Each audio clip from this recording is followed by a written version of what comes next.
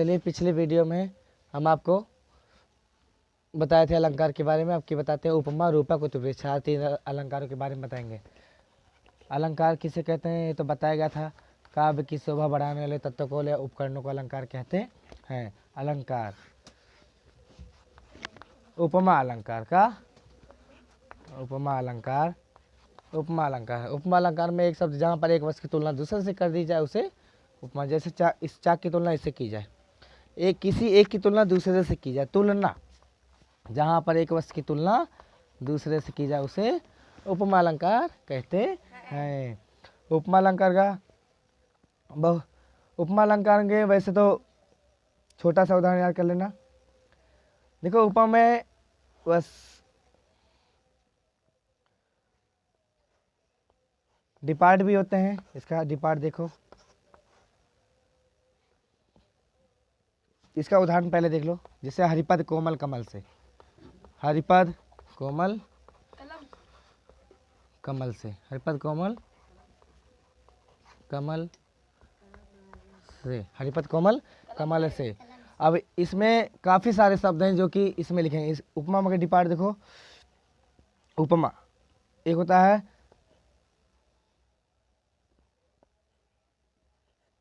उपमेय, उपमेय, उपमान, साधारण धर्म,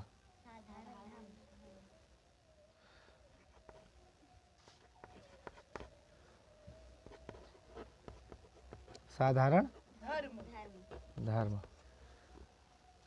उसके बाद एक है वाचक शब्द।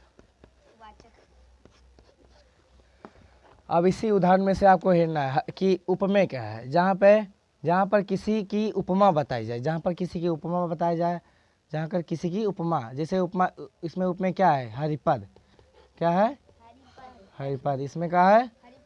अब उपमान, जिससे उपमा की जाए, कमल से की जाती है, किससे, कमल से। और साधारण धर्म, कोमल, और जो सा सी से सम सरिस, इससे भी उपमा माना जा सकता है।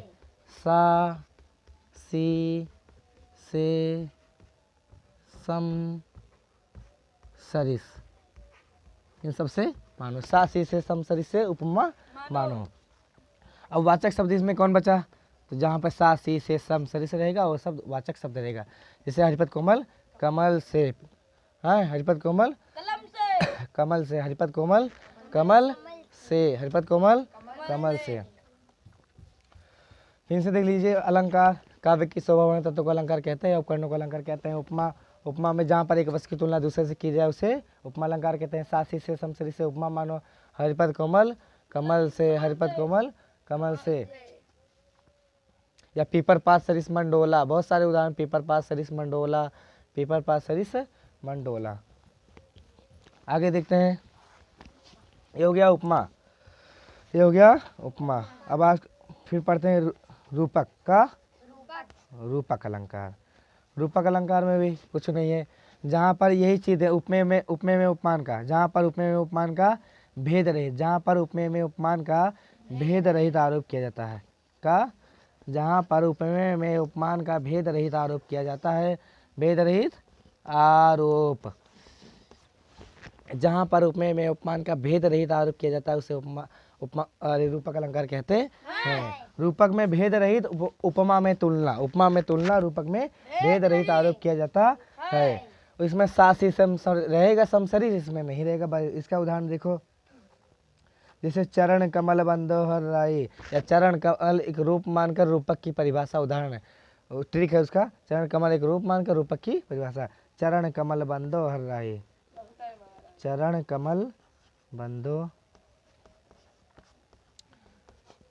हरि राय, चरण कमल बंदो हरि राय, चरण कमल बंदो।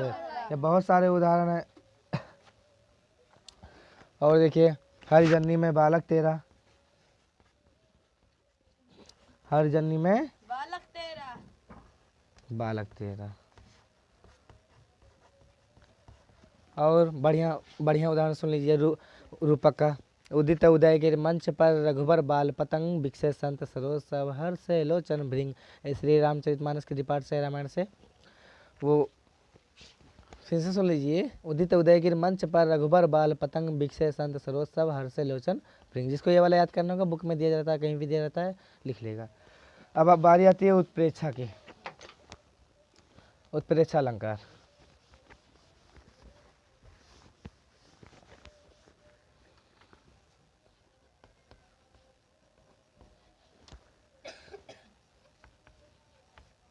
उत्प्रेक्षा अलंकार।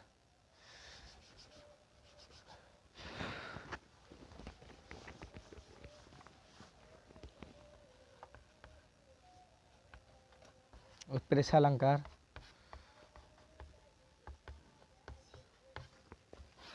उत्प्रेक्षा अलंकार में भी जहाँ पर उपमेय में उपमान की संभावना की जाए, संभावना परिकल्पना व्यक्त की जाए,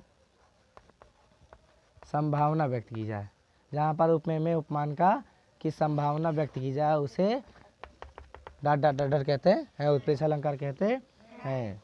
इसका उदाहरण देख लो। छोटा सा पहले देखते हैं।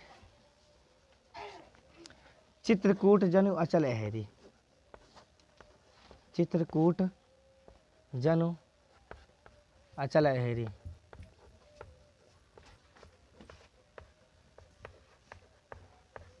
चित्रकूट जनु अचल अहेरी। चित्रकूट जनु अचल अहेरी पहला उदाहरण है। और उसके बाद है सोहत ओढ़े पीठ पर। अब लिखेंगे नहीं, ध्यान दो और भी सुन लो। इसका छोटा सा उदाहरण ये काफ़ी है।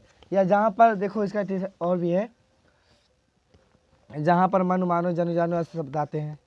जहाँ पर मनु मानो जनु जानो, जहाँ पर मन मानो जनु जानो, या मनहु जनहु,